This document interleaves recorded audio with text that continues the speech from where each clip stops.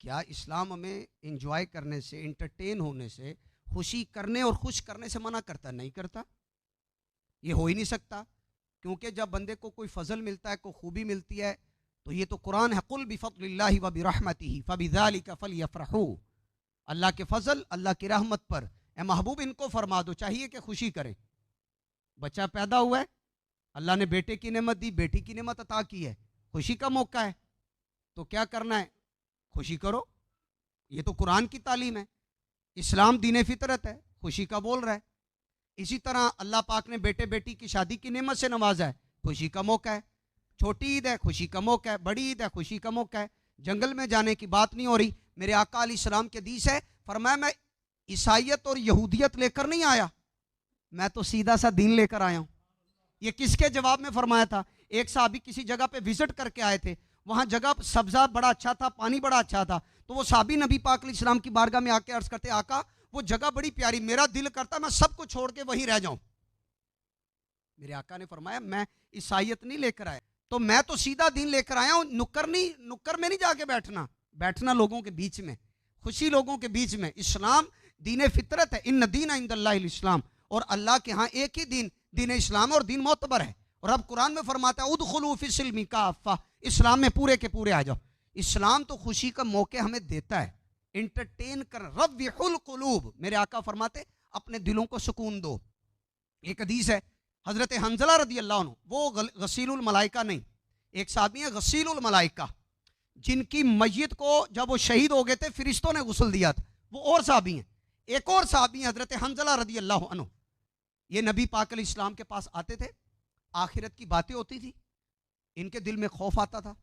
जब ये बाहर चले जाते थे ना, कामकाज किया, बीवी बच्चों में बैठे, तो जाहिर बात है दिल की हालत बदल जाती है। तो इन्होंने अपने आप के बारे में कहना शुरू कर दिया, हंजला मुनाफिक हो गया। हालांकि ये साहबी हैं, यानी ये मुनाफिक अपनी आजिज़ी थी ना इनकी, कि मैं आका की बारगाह में जाता हूं तो आखिरत की फिक्र बड़ी होती है, जब कट होके जरा बाहर निकलता हूं तो दुनिया में मशगूल हो जाता हूं।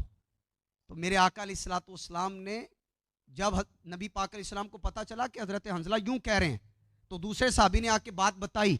प्यारे आका अलैहिस्सलाम ने फिर इनको बुलाया, इनको फरमाया या हंजला साअतन व साअ औ कमा क़ाल अलैहिस्सलाम, ए हंजला वक्त वक्त, सा एक साथ वो होती है, मतलब शारहीन ने लिखा एक लम्हा, एक घड़ी वो है जब तुम मेरे पास होते हो, तो यकीनी सी बात है दिल की कैफियत और होती है। वसा, और जब तुम चले जाते हो एक साथ वो होती है, यानी घर में गए, कोई खुशतबी की बात हो गई, हंस लिया, मुस्कुरा लिया, खुशतबी कर ली, वो और होती। यानी ये भी दुरुस्त है और ये भी दुरुस्त है। रव्विहुल कुलूब, दिलों को राहत दो, ये तो मेरे आका अलैहिस्सलाम की हदीस है, तालीम है। इसका मतलब है इस्लाम खुशी पे पाबंदी नहीं डाल रहा। ये माथे पे तेवरी बल चढ़ा लो शादी पे, ये इस्लाम थोड़ी कहता है। इस्लाम कहता है खुशी खुशी के प्यारी प्यारी नाते सुना दो। गीत है ना, नात भी तो प्यारे प्यारे, हमदे इलाही है, हदीस है, और नाते हैं, कोई तिलावत सुनाओ लोगों को, खुश होना है ना। खुश तो ईमान वाले, शरीयत, नबी पाक अलैहिस्सलाम जब खुशी का मौका आता या आपको खुशखबरी दी जाती तो कैसे खुश होते थे? आइए एक झलक हदीस से सुनते हैं। इब्ने माजा 1394 नंबर हदीस है। हजरत अबू बकरा रदी अल्लाह अन्हु हदीस रिवायत करते, ये भी साहबी। एक है हजरत अबू बकर सिद्दीक, वो तो हैं ही नबियों रसूलों के बाद कुल कायनात में अफजल, लेकिन एक साहबी अबू बकरा, रा के बाद हा है गोल, अबू बकरा बोल दीजिए, अबू बकरा, ये भी एक साहबी है। कभी हदीस आए तो कहीं कोई कहे ना, कह दी ये गलत लिखा हुआ है जी, ये अबू बकरा कौन है? अबू बकर और हैं, अबू बकरा और हैं। अबू बकरा रदी अल्लाह अन्हु हदीस रिवायत करते हैं, सुनिएगा।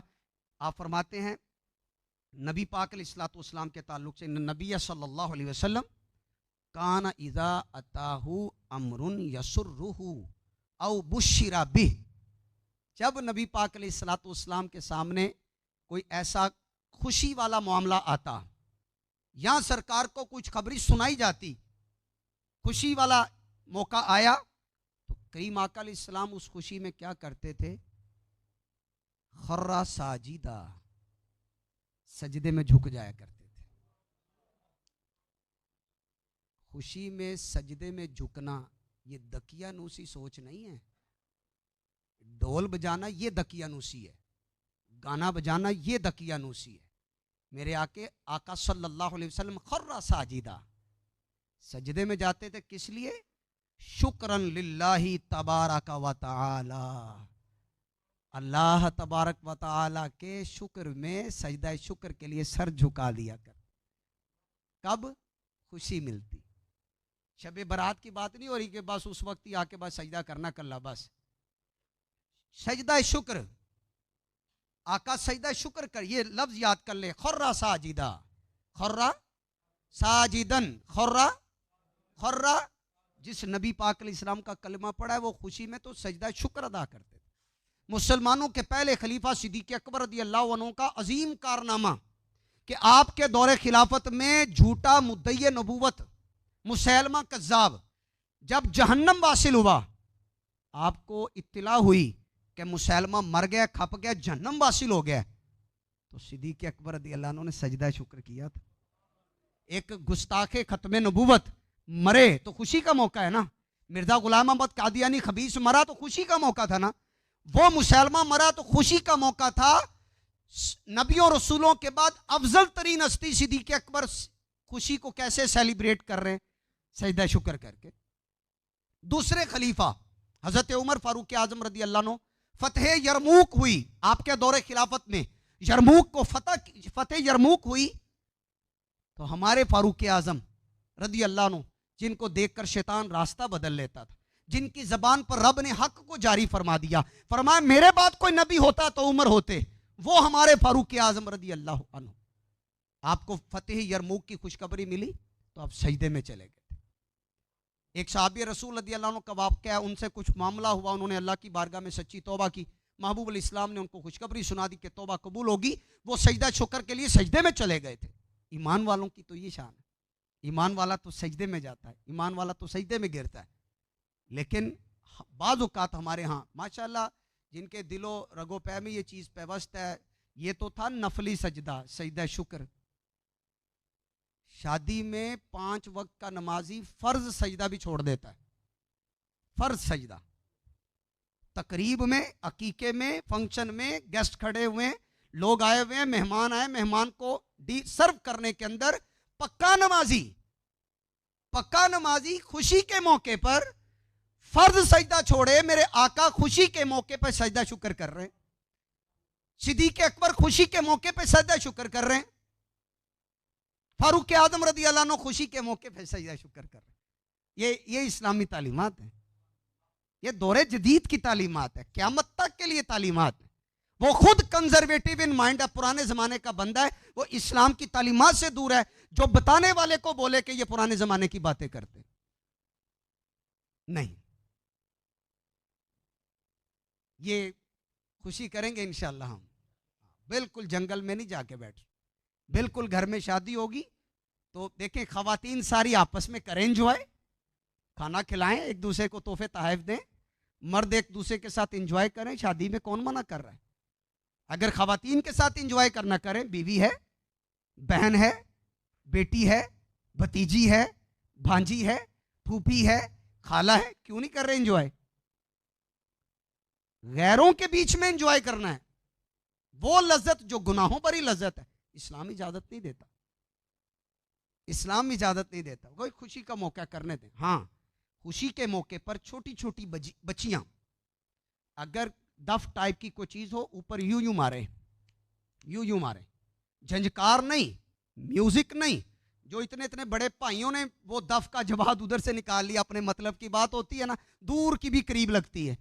छोटी बच्चियां नबी पाक अलैहिस्सलाम के इस्तिकबाल पे वो विदाउट झंझकार थी, झंझकार नहीं है। शादी पे छोटी बच्चियां यूं यूं करके बजाएं, जायज़ है, उनके लिए कोई प्रॉब्लम नहीं, लेकिन झंझकार नहीं है, म्यूजिक नहीं। सादा जैसे मेरे सामने टेबल है तो टेबल पे यूं यूं मारना, पता चले घर में शादी है, बच्चियां करें, कोई मसला नहीं है। खवातीन बड़ी आपस में खवातीन के अंदर गीत गाएं जिसमें दुल्हन को दुआएं दी जा रही हो, क्या मना है? कोई मसला नहीं, दुआएं दी जा रही हो, कोई प्रॉब्लम नहीं।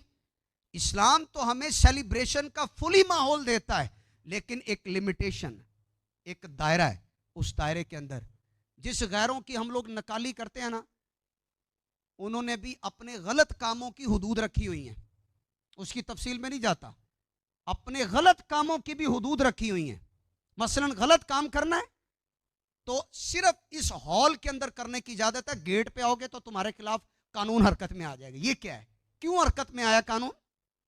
सवाल है। इसका मतलब है गैरों ने तो गलत कामों की भी लिमिटेशंस रखी हैं, तो इस्लाम ने तो अच्छे काम को कैसे करना है इसके पूरे अंदाज भी बताएं, और अगर कोई गलत बात आ जाए तो हद मुकर्रर कर दी, ये गलत बात अंदर नहीं आनी चाहिए। गैर अपने गलत काम में भी हुदूद मुकर्रर करे। ईमान वाला तो अपनी मर्जी कर ही नहीं सकता, मर्जी किनकी चलेगी? अल्लाह और अल्लाह के रसूल की मर्जी।